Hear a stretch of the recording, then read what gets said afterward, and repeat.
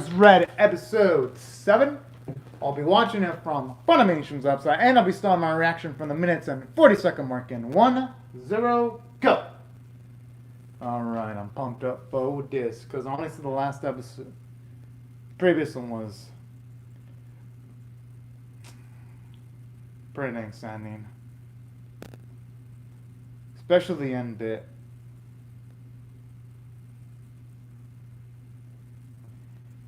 I mean, I just wonder what Maida's gonna do about his current predicament, though. Because that looks nasty as hell, the wound.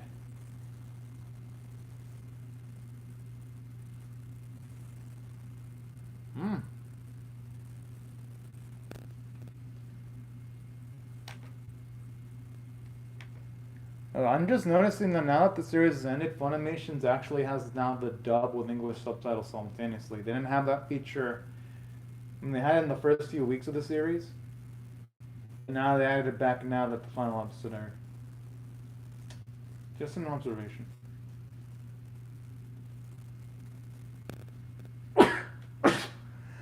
I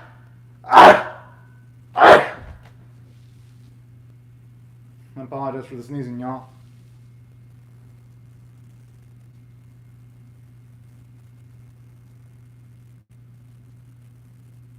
I wonder why she would request something like that, though.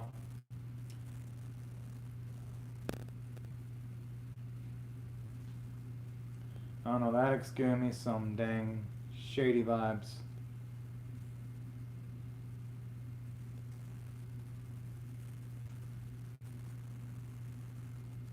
Well, I mean, they do say looks can be deceiving sometimes.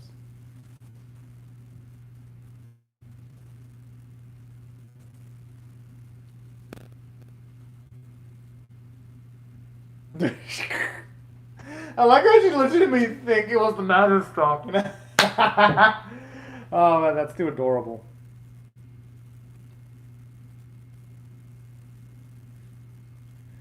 And I like that bit of characterization from Masaki, though. At least it's showing you that she ain't a major snitch at the very least.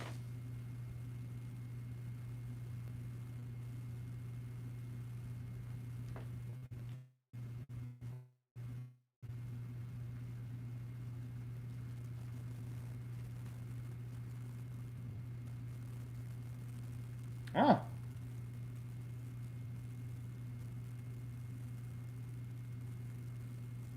I mean, look how this man is just straight up all business.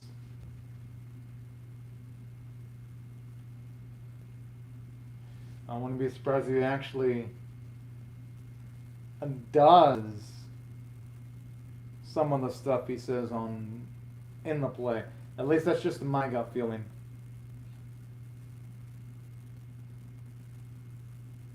You know, I haven't actually mentioned this much, but I do like how when it comes to him, they actually do have someone that has a British accent. It fits him a lot more.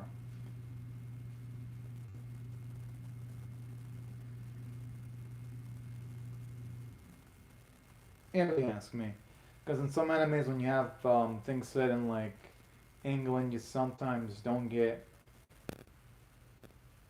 voice actors with voices that fit in the region they live in. So that's actually quite a rarity nowadays. When it comes to English dubbing, anyway.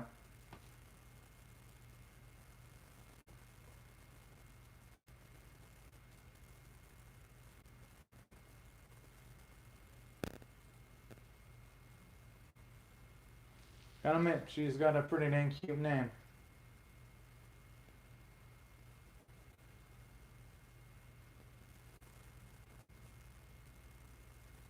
Damn! Talk about so much edge radiating from his soul. But you know what? My guess is he's probably went through some shit in the past, and that's why he acts the way he does.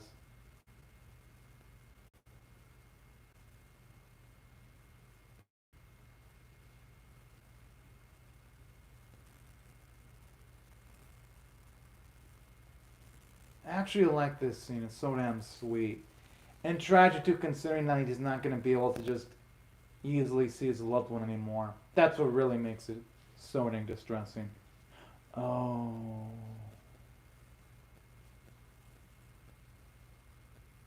Although who knows if that home's gonna be there now that he's a vampire, though.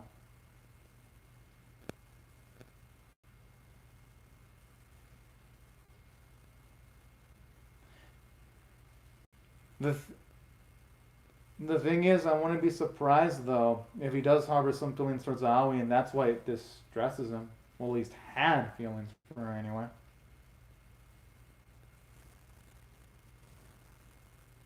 Hey, no one's gonna blame him for crying for the death of a loved one, though. There's nothing wrong with crying at all, though. Some people deal with stress different.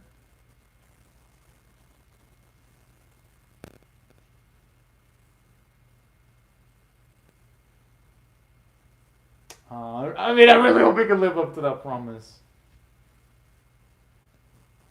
And that's one of the best sequences involving Aoi here because usually we see her. Because usually when we see her, it's like in a comedic standpoint. And like I hear, we see her in a much more dramatic standpoint. I actually think it's pretty damn adorable.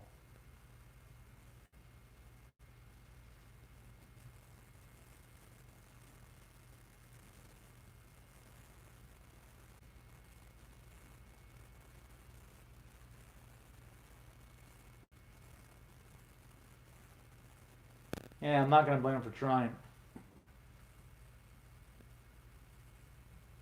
Hey, just listen to the gorgeous lady, man. I mean, I think you should compromise, though. I mean, in him wanting to be part of it, that sounds like a breakthrough in comparison to him having not wanting to do nothing with her. I'm just saying.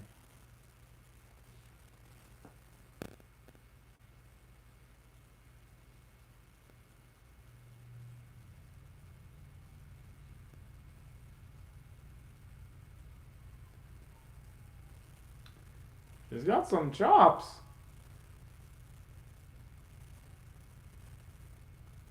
And even love the character acting, so you can definitely tell it ain't just the voice actors that's in it, it's definitely the animators too.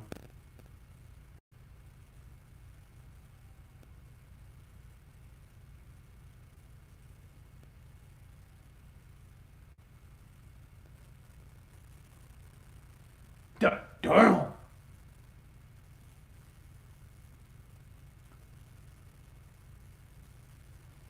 I mean, I like his honesty though. I have heard about that when I had theater class.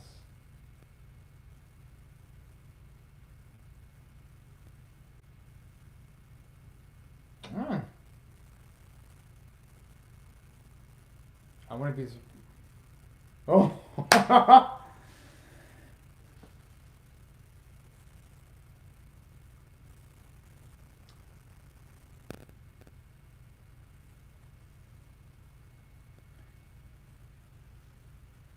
I like how the fraud's like so damn picky about how he should be referred to. But that type of roughness is kind of makes him a bit of endearing, if you ask me.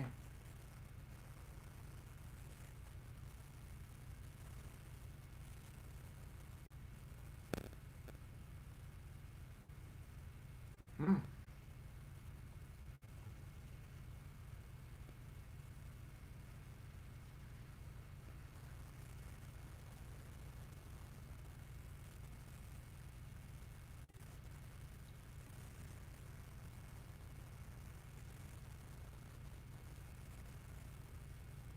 Hmm. That's a good point because if you go in with a different mindset, no, it's still possible to act it out well, even if you know what's ahead of time. But it depends on the actress or actor because method acting is, yeah, what DeFox mentioned, that is method acting where you put yourself in the shoes of the character utterly and completely.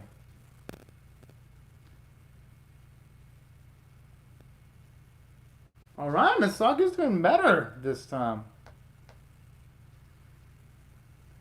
Yeah, even got Defroth's attention.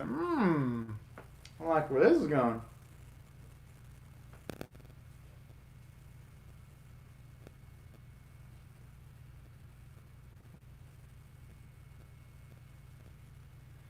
I'm assuming this is gonna be the one where Tragedy is gonna be fucking before most of the main cast though. Just going by the context on things.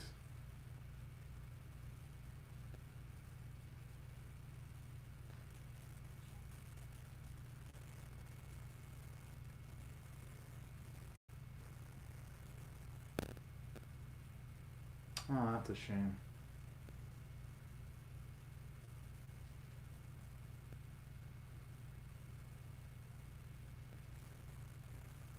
I mean, hey, though, when people are busy, they're busy. It's just the way life is.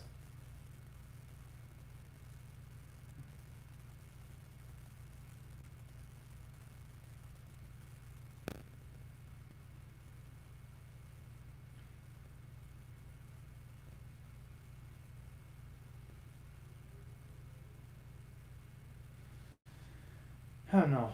Biggest question is when the hell are things gonna fall apart? Oh shit.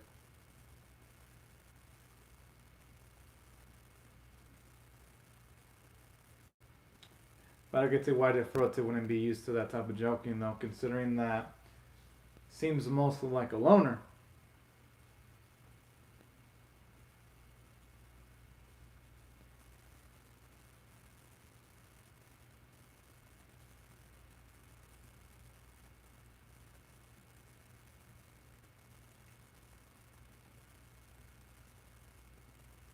Hmm. Wow.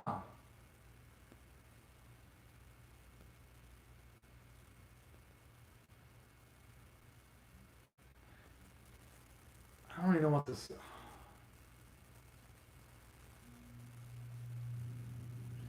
It really makes me feel for Masaki here. Oh,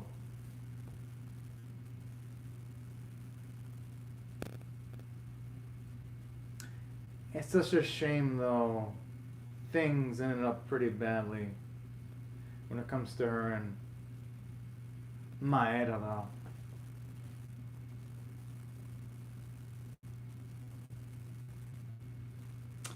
Yo, to think that Maeda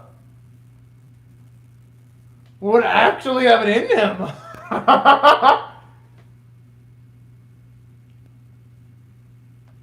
And you know what? I think it makes Maeda pretty dang creative in him sending things like that.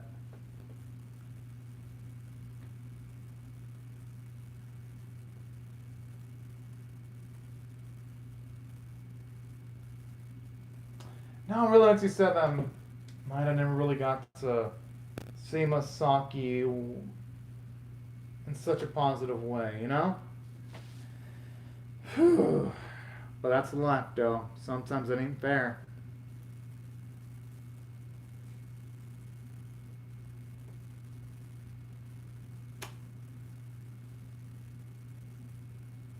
Okay, that sounded ominous as hell, the way he said it.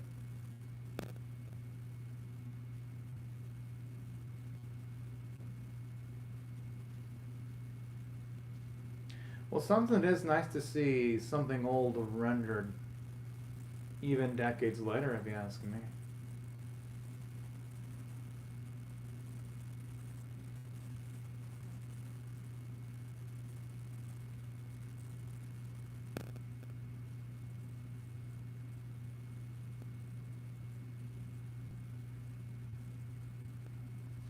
I wonder who came out the line the bees and knees.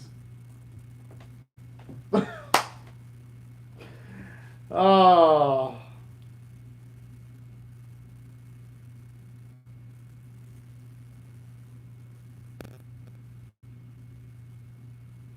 I do love how she's getting so hyped though.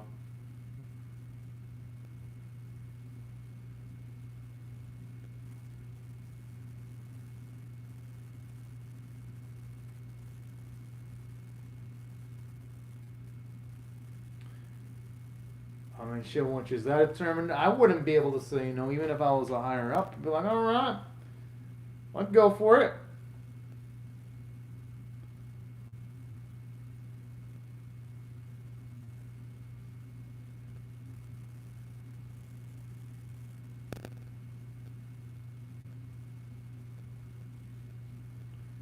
Oh boy, okay, we're about to skip to see the point where everything goes to shit.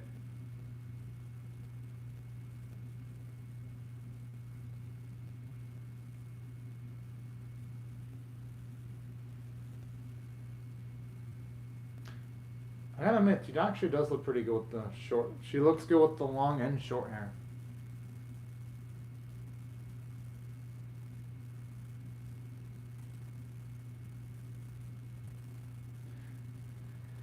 Ah.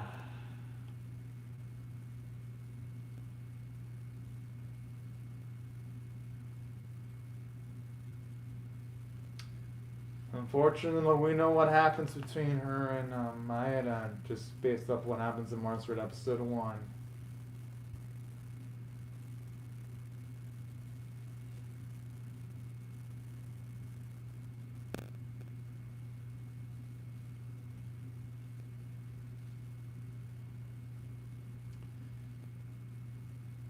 Man, I'm really hoping that she stayed on the. Oh.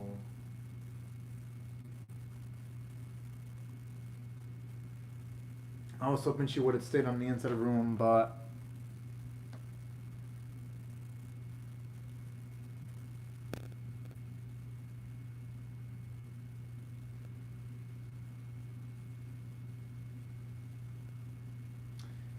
Don't like where this is good.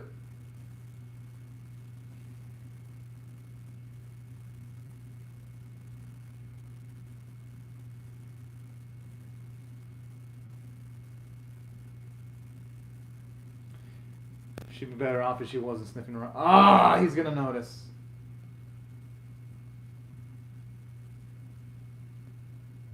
That's why I was hoping she had to sit in her room. Because now with that, she pretty much, even though it's not her fault, she didn't know that her father was involved in some dark, shady shit.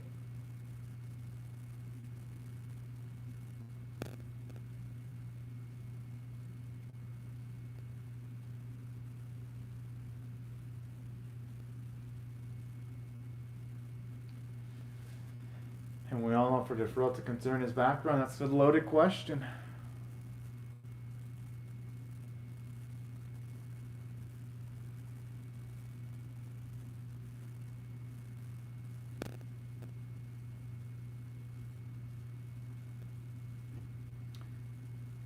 Actually, I like the better characterization from Deferral because you're saying he actually did give a shit about Masaki at the very least to an extent.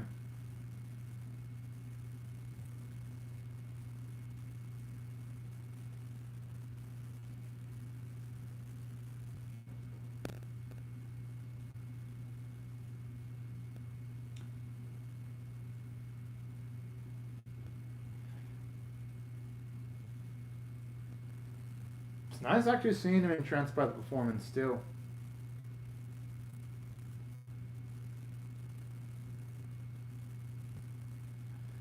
Oh my.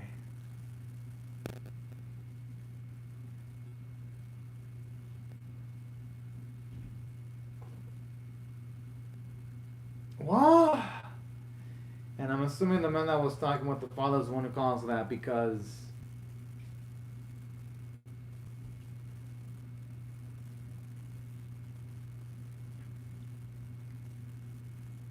Hey, I don't even think she could have realized that things were gonna. Ah.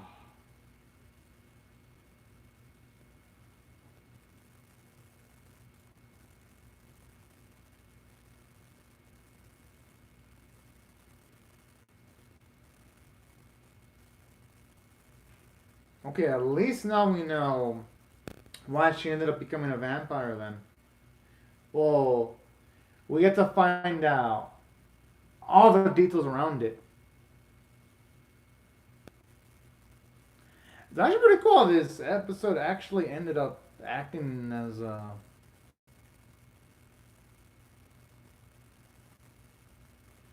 Ended up being a nice prequel to episode 1, all things considered.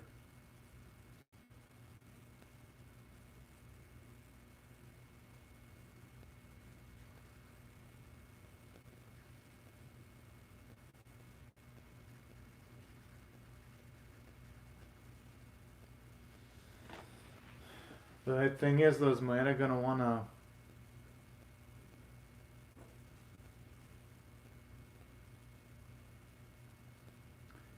If he can, the fourth is gonna force.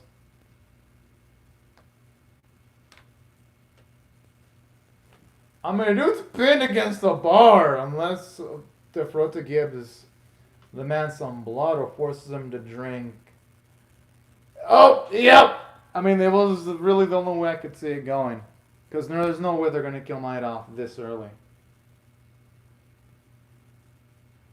Oh, man, that cliffhanger hurts like a motherfucker. I actually do want to react to episode 8, but I gotta work tomorrow, so I'm going to have to call it.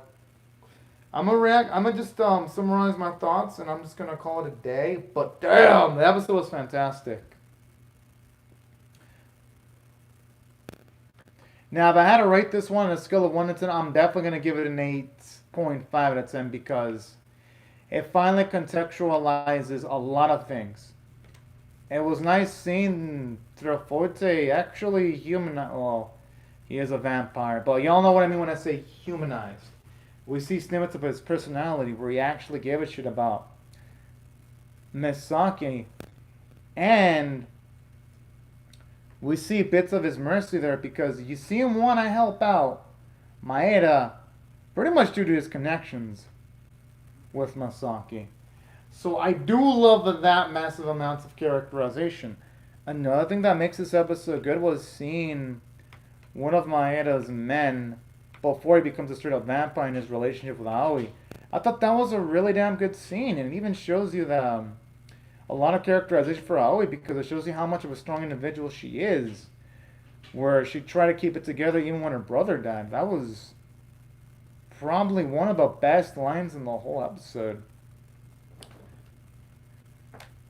Purgatory. Because with Aoi, it's shown her that, yeah, she's hilarious. She's always got amazing dialogue. But this episode showed you there's more to her than just the comedic side. She has a serious side to her, and I love the amount of heart when she told her friend that she wants him back. That's really damn sweet. Back alive. That's what I thought the episode had a lot of heart. And that's why I gotta give it an 8.5 out of 10 because it gave us a lot of important background information. It just made you feel more for Maeda too because it's like, geez. Seeing how much she actually put in a lot of effort into writing letters to Masaki, and then he never really had a chance of seeing her as a human. He pretty much had to face her when she was a vampire. That makes the whole situation a lot sadder. I'd say you could argue that maybe if they would have put these events as the first episode, it would have made the death of Misaki a lot more tragic. But the way they handled things in this episode was good too, though. I ain't gonna lie. Because had this been shown off first, then we would have known the twist that Masaki's father was planning some devious shit. So I can see the justification for this being placed in the position that it's in. So narratively speaking, I think the episode did a really dang fantastic job. Animation and artwork were pretty damn good as always. And that's why I absolutely love the episode. But, anyways, y'all, these are my thoughts on the episode. I would really love to hear your thoughts on how I feel about my reaction or the episode itself in the comment section below. Hope y'all rate the bit, share it, comment, or subscribe, and I will see y'all later if you come back for more. Because hopefully tomorrow, I'll be able to react to episode 8 once I get back from work. But anyways, y'all, right before I go, I'd like to say thank you again, y'all, for watching my video. And I hope y'all have a fun, healthy, safe, and fantastic day, everyone. Bye-bye.